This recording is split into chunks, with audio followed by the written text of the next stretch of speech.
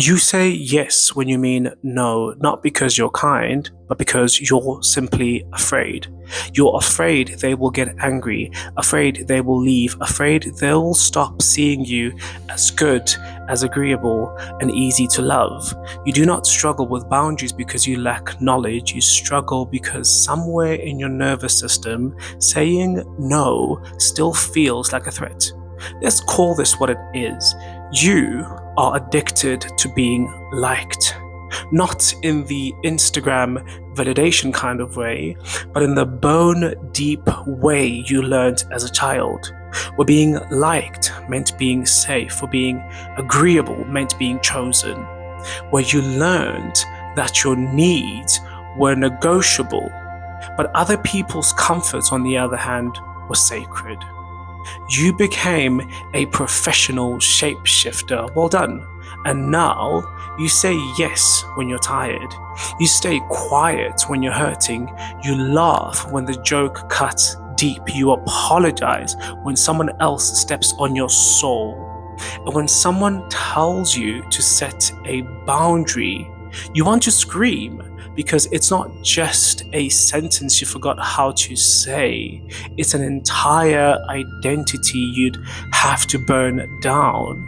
And this is where it begins, not with the boundary itself, but with the story underneath it. You see, most people think boundaries are about communication, but they're really about conditioning.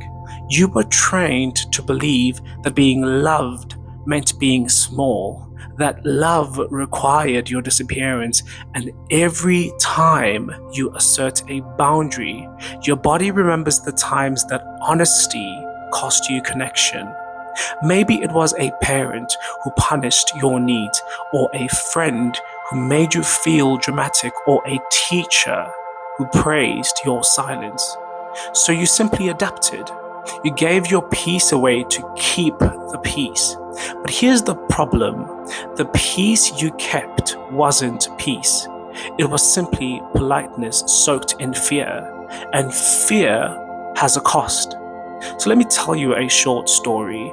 There was someone who always said yes. Yes to overtime, to favors, to late night phone calls, to relationships that drained and devoured them. They became everyone's safe place, but had no refuge of their own. One day, they sat in their car after cancelling plans for the 7th time, holding back tears they didn't quite understand. That night, they tried something radical. They said no, just once, just softly, but the guilt came like a wave, not just emotional guilt, but physical. Tight chests, shaking hands as if they'd committed a crime. And in a way, they had. They had betrayed the false self they built to survive. Karen Horney spoke of this, the neurotic self crafted to win approval but divorced from authenticity. Carl Jung called it the persona, the mask we wear to be accepted. But every mask has a price, because when you live for approval, you die by rejection. And the tragedy is, most people will never meet the real you. Only the rehearsed version, the one who nods instead of resisting, the one who volunteers when she's exhausted, the one who stays just to avoid discomfort. But what if guilt is not your conscience? What if it's control? What if the guilt you feel when setting a boundary isn't a sign that you're wrong, but that you're finally breaking a pattern that benefits everyone but you? Alan Watts reminds us that the ego survives by control, and nothing threatens control like truth. Guilt is the body's way of testing your allegiance.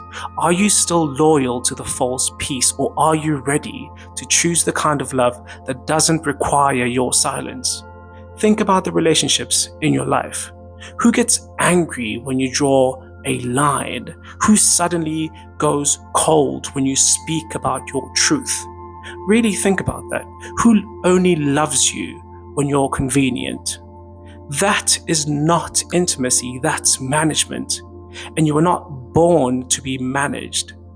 Simone de Beauvoir spoke of ambiguity, the difficult dance of being for others while still being for oneself. True maturity is not selfishness, it's sovereignty. Boundaries aren't walls, they're clarity. They tell the world, this is where I end and this is where you begin. But the real boundary work, it's not external, it's internal. You have to set a boundary with the version of you that believes love must be earned, with the inner critic that panics when you prioritize your well-being, with the inner child who still thinks saying no will cost them everything. That child deserves to know they're safe now. You're allowed to change. You are allowed to outgrow being liked. You are allowed to disappoint people who were only there and only invested in your compliance. So I'll ask you this. What's the cost of your current comfort? And what would it look like to disappoint someone and then survive? Leave your answer in the comments, because boundaries are not rejections. They are reminders. They remind others and yourself of your sacred worth. As Viktor Frankl taught us, between stimulus and response, there is a space, and in that space is our power. The power to say yes, or the power to say no, the power to choose presence over performance. The first time you set a boundary, it will feel like violence. The second time, it will feel like guilt. The third time, like power. And the fourth time, true freedom. This is not just personal development. This is soul retrieval. You are not here to be everything to everyone. You are here to be whole. So the next time your body tenses when someone asks something of you, pause, listen to it, breathe, and remember, love that requires your erasure is not love. Subscribe to the channel for more videos like this, more courage, more softness, more soul. You are not selfish for having needs. You're sacred for honoring them.